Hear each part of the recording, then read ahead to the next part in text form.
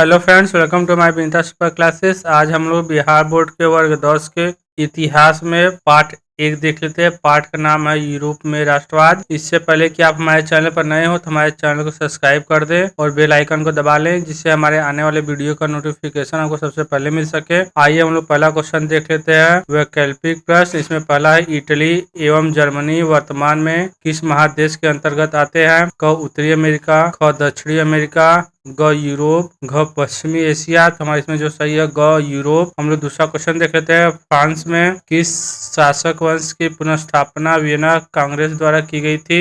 एक हब्सबर्ग, ख आलिया वंश, ग बुर्बो वंश, घ जारशाही। जो हमारे इसमें सही है बुर्बो वंश। आइए हम लोग तीसरा क्वेश्चन देख लेते हैं, मेजनी का संबंध किस संगठन से था? क लाल सेना, ख कार्बोनरी, ग फिलिप हिटरिया, घ डायट। हमारे में सही है ख कार्बोनरी। आइए हम लोग चौथा क्वेश्चन देख लेते हैं, इटली एवं जर्मनी के एकीकरण के विरुद्ध निम्न कौन था? क इंग्लैंड, ख रूस, ग ऑस्ट्रिया, घ प्रसा।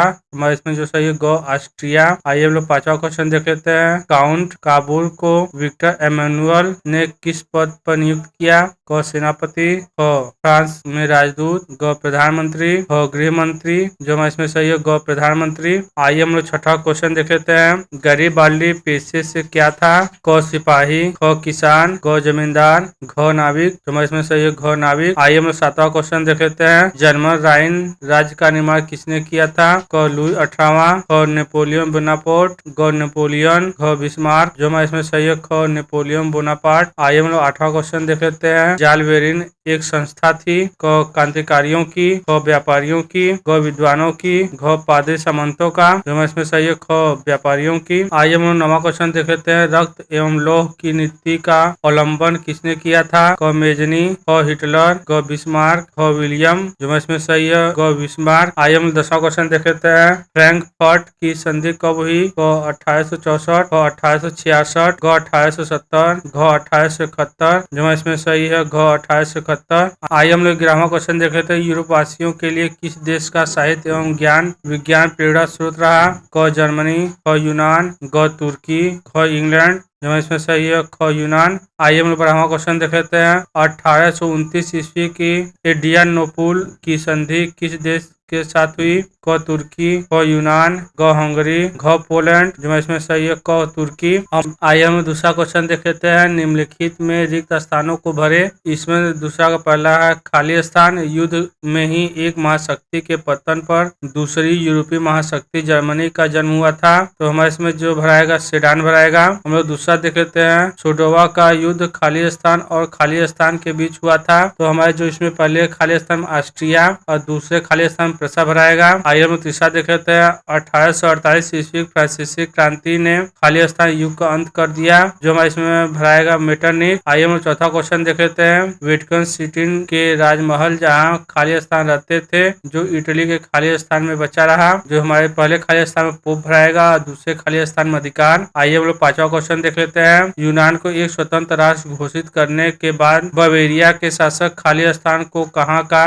राजा घोषित किया गया? हमारे जिसमें भराएगा आटो। आइए हम लोग छठा क्वेश्चन देख लेते हैं, हंगरी की राजधानी खाली स्थान है। हमारे इस खाली स्थान में जो भराएगा बुडापेस्ट। हम लोग अगला क्वेश्चन देख लेते हैं, निम्नलिखित समूहों का मिलान करें। पहले तरफ समूह अ में 1 में मंजनी, 2 में हिंगेल, 3 में बिस्मार्क, 4 में विक्टर एमेनुअल और दूसरे समूह में क दार्शनिक, ख इटली, ग राजनीतिक, ख जर्मन चांसलर। तो हमारे जिसमें मिलान के पहला का ग होगा, दूसरा का क होगा, तीसरा का घ होगा, चौथा का ख होगा। हम लोग दूसरा मिलान देख लेते हैं, पहले समूह अ देख लेते हैं, वियना सम्मेलन, 2 मेरनिक का पतन, 3 इटली का एकीकरण, 4 सेडाना युद्ध और दूसरे समूह में 1871, 1870 ईस्वी, ग 1848 ईस्वी, घ 1814 से 1815 ईस्वी। हमारे इसमें मिलान होगा, पहला का क होगा, दूसरा का घ होगा, तीसरा का ग होगा और 4 का ख होगा। हम लोग तीसरा मिलान देख लेते हैं, समूह अ में कोसुत, 2 में एड्रियानोपल की संधि, 3 यूनान को, 4 पोलैंड में आंदोलन आंदोलन, और दूसरी तरफ है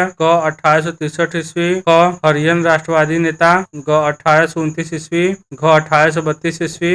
तब इसमें मिलान कर लेते हैं। पहला का क होगा, दूसरा का ग होगा, तीसरा का घ होगा और चौथा का क होगा। आइए हम लोग अति लघु उत्तरीय प्रश्न देख लेते हैं। इसमें पहला क्वेश्चन देख लेते हैं, राष्ट्रवाद क्या है। हम लोग उत्तर देख लेते हैं, किसी देश या राष्ट्र के लोगों के अंदर अपनी स्वार्थ त्याग कर देश के हित के बारे में सोचना ही राष्ट्रवाद है। हम लोग दूसरा क्वेश्चन देख लेते हैं, मेजनी कौन था। हम लोग उत्तर देख लेते हैं, मेजनी इटली में राष्ट्रवादी के कार्बोनरी का एक सदस्य था। वह इटली के एकीकरण करने का बहुत प्रयास किया पर उसे इटली से पलायन करना पड़ा। हम लोग तीसरा क्वेश्चन देख लेते हैं, जर्मनी के एकीकरण की बाधाएं क्या थी। हम लोग उत्तर देख लेते हैं, जर्मनी के एकीकरण में सबसे बड़ी बाधा ऑस्ट्रिया था। वह जर्मनी के कई इलाकों पर आक्रमण करता था। जर्मनी कई छोटे छोटे राज्यों में बटा था। वहाँ राष्ट्रवादी भावना का अभाव था। हम लोग चौथा क्वेश्चन देख लेते हैं, मेटरनिख युग क्या है। हम लोग उत्तर देख लेते हैं, सन 1815 ईस्वी से 1845 ईस्वी तक मेटरनिख ने चांसलर के रूप में शासन किया। उसने अपने इस शासन काल में इटली और यूरोप के राजनीति में बहुत महत्वपूर्ण भूमिका निभाया, जिसके कारण उसे शासन काल को मेटरनिख युग कहा जाने लगा। हम लोग अगला देख लेते हैं, लघु उत्तरीय प्रश्न उत्तर, जो है कि इसको 60 शब्दों में करना है। उसमें पहला देख लेते हैं, 1848 के फ्रांसीसी क्रांति के कारण क्या थे। हम लोग उत्तर देख लेते हैं, लोगों के अंदर राष्ट्रीयता की भावना का विकास होने लगा। इसके साथ साथ लुई फिलिप के दुर्बल नीतियों के कारण लोगों ने विरोध करना शुरू कर दिया, जिससे लोगों को अंदर समाजवादी विचारधारा का विकास होने लगा। शासन पर मध्यम वर्ग का प्रभाव अधिक होने के कारण फ्रांसीसी क्रांति का जन्म हुआ। हम लोग दूसरा क्वेश्चन देख लेते हैं, इटली जर्मनी के एकीकरण में ऑस्ट्रिया की क्या भूमिका थी। हम लोग उत्तर देख लेते हैं, इटली और जर्मनी के एकीकरण के पीछे वहां के लोगों के अंदर राष्ट्रवादी भावना था। इटली पर ऑस्ट्रिया द्वारा कुछ भागों पर कब्जा कर लिया गया तथा ऑस्ट्रिया के चांसलर मेटरनिख ने नीतियों के खिलाफ लोगों के अंदर गुस्सा तथा विद्रोह की भावना थी। मेटरनिख के दमनकारी नीतियों के प्रतिक्रिया के फलस्वरूप इटली और जर्मनी के लोगों के अंदर राष्ट्रवाद की भावना बढ़ती चली गई। ऑस्ट्रिया में मेटरनिख के पतन के बाद इटली और जर्मनी के लोगों के अंदर तेजी से राष्ट्र भावना का विकास हुआ और अंत में दोनों देश एकीकरण हुए। हम लोग तीसरा क्वेश्चन देखते हैं, यूरोप में राष्ट्रवाद को फैलाने में नेपोलियन बोनापार्ट किस तरह सहायक हुआ। हम लोग उत्तर देखते हैं, नेपोलियन बोनापार्ट ने यूरोप में राष्ट्रवाद फैलाने में महत्वपूर्ण भूमिका निभाई। नेपोलियन के बढ़ते प्रभाव को देखकर यूरोप के लोगों में भय का माहौल हो गया, जिससे लोगों के अंदर राष्ट्रवाद की भावना तेजी से फैली। अपने देश को नेपोलियन से बचाने के लिए यूरोप राज्य आपस में एकत्रित हुए, क्योंकि नेपोलियन छोटे छोटे राज्यों पर आक्रमण करके उसका अंत कर देता था। उसने रिगाओ, फेरारा, बोलोना तथा मोडेना को मिलाकर एक छोटे से गणराज्य की स्थापना कर दी थी। इसका प्रभाव यूरोप के देशों पर भी पड़ा और सभी राज्य आपस में तेजी से संगठित हुए और लोगों के अंदर राष्ट्रवाद फैला। आइए हम लोग चौथा क्वेश्चन देख लेते हैं, गैरिबाल्डी के कार्यों की चर्चा करें। हम लोग उत्तर देख लेते हैं, गैरिबाल्डी दक्षिणी इटली के एकीकरण में महत्वपूर्ण भूमिका निभाया। गैरिबाल्डी मेजनी के विचारों का समर्थक था। वह पेशे से एक नाविक था। गैरिबाल्डी के विचारों में परिवर्तन हुआ और बाद में काबुल के प्रभाव में आकर संवैधानिक राजतंत्र का पक्षधर बन गया। गैरिबाल्डी ने अपने कर्मचारियों तथा स्वयंसेवकों की सशक्त सेना बनाई और उसने इटली के राज्य सिसिली एवं नेपल्स राज्य पर आक्रमण करके अपने अधीन कर लिया। उसने अपने सेना को लाल कुर्ती नाम दिया। गैरिबाल्डी ने यहाँ गणतंत्र की स्थापना की तथा विक्टर एमानुएल के प्रतिनिधि के रूप में वहाँ की सत्ता संभाली। इसके बाद गैरिबाल्डी पोप पर आक्रमण करके उस पर कब्जा कर लिया। इसके बाद उसने अपने सारे जीते हुए इलाके को विक्टर एमानुएल को सौंप दिया। उसने विक्टर एमानुएल को संयुक्त इटली का राजा घोषित किया और सार्डिनिया का नाम बदल के इटली राज्य कर दिया। इसके बाद उसने कृषि कार्य प्रारंभ कर दिया। आइए हम लोग पांचवा क्वेश्चन देख लेते हैं, विलियम के बगैर जर्मनी का एकीकरण बिस्मार्क के लिए असंभव था, कैसे। हम लोग उत्तर देख लेते हैं, विलियम एक राष्ट्रवादी विचारक धारक था। वह 1830 में प्रथम प्रशा का शासक बना। सियासत पर बैठते ही उसने सैन्य शक्ति बढ़ानी शुरू कर दी। इसके साथ साथ औद्योगिकीकरण के लिए आधारभूत संरचना का निर्माण करने लगा। जर्मनी के एकीकरण में ऑस्ट्रिया सबसे बड़ा बाधक था। इसके लिए उसने जर्मन राष्ट्रों को एकता के सूत्र में बांधने के उद्देश्य को ध्यान में रखकर महान कूटनीतिज्ञ बिस्मार्क को अपना चांसलर नियुक्त किया। विलियम ही प्रथम व्यक्ति था जिसने बिस्मार्क को जर्मनी के एकीकरण के लिए चुना। अतः कहा जा सकता है कि विलियम प्रथम के बिना जर्मनी का एकीकरण बिस्मार्क के लिए असंभव था। हम लोग अगला दीर्घ उत्तरी प्रश्न देख लेते हैं। इसका 150 शब्दों में उत्तर देना होगा। इसमें हम लोग पहला क्वेश्चन देख लेते हैं। इटली के एकीकरण में मेजनी, काबूल और गरिबाल्डी के योगदान को बताएं। हम लोग पहले मेजरी का योगदान देख लेते हैं। मेजरी एक उग्रवादी विचारक था। वह यंग इटली नामक संस्था का गठन किया। वह युवाओं को जगाना चाहता था। उसे युवा शक्ति में विश्वास था। उसका मानना था कि अगर समाज में परिवर्तन एवं क्रांति लाना है तो युवाओं को आगे आना होगा। उसका मानना था कि समाज में क्रांति के लिए आंदोलन को युवाओं के हाथों में देना होगा। युवा ही आंदोलन का नेतृत्व करेंगे। युवाओं के द्वारा ही समाज में क्रांति लाया जा सकता है। उसने जो यंग इटली नामक संस्था बनाया था, उसका मुख्य उद्देश्य इटली को ऑस्ट्रिया से मुक्त कराना था। उसने जनता जनार्दन का नारा को बुलंद किया, जिससे समाज में राष्ट्रवादी विचारधारा तेजी से फैली। उसके संगठन में युवा तेजी से जुड़ने लगे। राष्ट्रवादी उग्र विचारधारा के कारण उसे इटली से निर्वासित होना पड़ा। मेजनी साहित्यकार गणतांत्रिक विचारों का समर्थक था। वह अपने रचनाओं से क्रांति को आगे बढ़ाता था। उसे इटली का पैगंबर कहा गया। अब हम लोग गैरिबाल्डी का योगदान देख लेते हैं। गैरिबाल्डी दक्षिणी इटली के एकीकरण में महत्वपूर्ण भूमिका निभाया। गैरिबाल्डी मेजनी के विचारकों का समर्थक था। वह पेशे से नाविक था। गैरिबाल्डी के विचारों में परिवर्तन हुआ और बाद में काबूल के प्रभाव में आकर संवैधानिक राजतंत्र का पक्षधर बन गया। गैरिबाल्डी ने अपने कर्मचारियों तथा स्वयंसेवकों की सशक्त सेना बनाई और उसने इटली के राज्य सिसिली और एवं नेपल्स राज्य पर आक्रमण करके अपने अधीन कर लिया। उसने अपने सेना को लाल कुर्ती नाम दिया। गैरिबाल्डी ने यहाँ लोकतंत्र की स्थापना की तथा विक्टर एमैनुअल के प्रतिनिधि के रूप में वहां की सत्ता संभाली। इसके बाद गैरिबाल्डी पोप पर आक्रमण करके उस पर कब्जा कर लिया। इसके बाद उसने अपने सारे जीते हुए इलाके को विक्टर एमैनुअल को सौंप दिया। उसने विक्टर एमैनुअल को संयुक्त इटली का राजा घोषित किया। गैरिबाल्डी को इटली का तलवार कहा जाता था।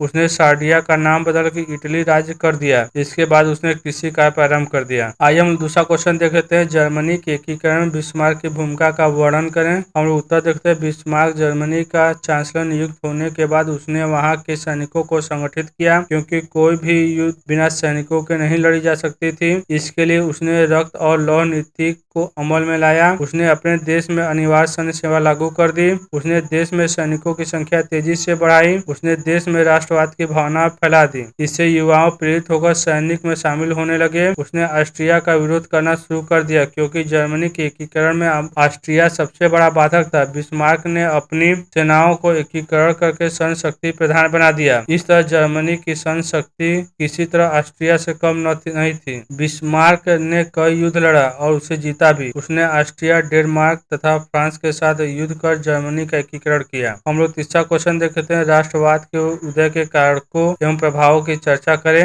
हम लोग उत्तर देखते हैं। राष्ट्रवाद के उदय में कोई एक निश्चित कारक नहीं होता, बल्कि छोटे छोटे कारक मिलकर राष्ट्रवाद को प्रभावित करते हैं, जो निम्नलिखित है। राष्ट्रहित भावना का विकास। किसी देश में राष्ट्रहित की भावना का विकास भी राष्ट्रवाद को बढ़ावा देता है। लोग अपने अपने स्वार्थ को त्याग कर राष्ट्रहित के बारे में सोचने लगते हैं, जिससे राष्ट्रवाद तेजी से फैलता है। और देखते हैं सामंतवादी व्यवस्था। सामंतवादी व्यवस्था में गरीब जनता की स्थिति ज्यादा खराब हो जाती है, जिससे वहाँ की जनता विद्रोह करती है और राष्ट्रवाद को बढ़ावा मिलता है। मध्यम एवं श्रमिक वर्ग का उदय। यूरोप में औद्योगिक क्रांति के बाद बहुत से मध्यम एवं श्रमिक वर्ग का उदय हुआ। उन्होंने शासक के दमनकारी नीतियों का विरोध किया और धीरे धीरे लोगों के अंदर राष्ट्र के प्रति प्रेम जागृत हुआ, जिससे राष्ट्रवाद को बढ़ावा मिला। विदेशी शक्तियों के आक्रमण का भय। इटली और जर्मनी के कुछ भागों पर नेपोलियन आक्रमण करता था, जिससे लोगों के अंदर भय व्याप्त हो गया। इससे वहां के जनता को अपने देश की चिंता होने लगी और वहां तेजी से राष्ट्रवाद फैला। यूरोप में पुनः जागरण कारण कला, साहित्य, विज्ञान इत्यादि पर गहरा प्रभाव पड़ा और लोगों के सोचने में परिवर्तन हुआ, जिसने राष्ट्रवाद को बढ़ावा दिया। फ्रांस की राज्य क्रांति। फ्रांस राज्य की क्रांति भी यूरोप में राष्ट्रवाद को बढ़ावा देने में मदद किया। हम लोग अगला क्वेश्चन देखते हैं। 4 जुलाई 1830 की क्रांति का विवरण दें। हम लोग उत्तर देखते हैं। जुलाई 1830 की क्रांति चार्ल्स दशम के शासन के कारण हुआ। चार्ल्स दशम एक घोर निरंकुश एवं राजसत्तावादी शासक था। चार्ल्स दशम सत्ता संभालते हैं फ्रांस की उभर रही राष्ट्रीयता तथा जनतंत्रात्मक भावनाओं को दमन का कार्य प्रारंभ कर दिया। उसने पॉलिग्नेक को अपना प्रधानमंत्री बनाया। पॉलिग्नेक ने पूर्व में लुई 18वें द्वारा स्थापित समान नागरिक संहिता की जगह विशेषाधिकारों से वशीभूत शक्तिशाली कुलीन वर्ग की स्थापना करने की कोशिश करने लगा। इसके इस प्रयास से उदारवादी क्रोधित हो गए। पोलिगनेक के प्रति उदारवादियों में गहरा असंतोष था। प्रतिनिधि सभा में पोलिगनेक के विरुद्ध अविश्वास का प्रस्ताव पारित कर दिया गया।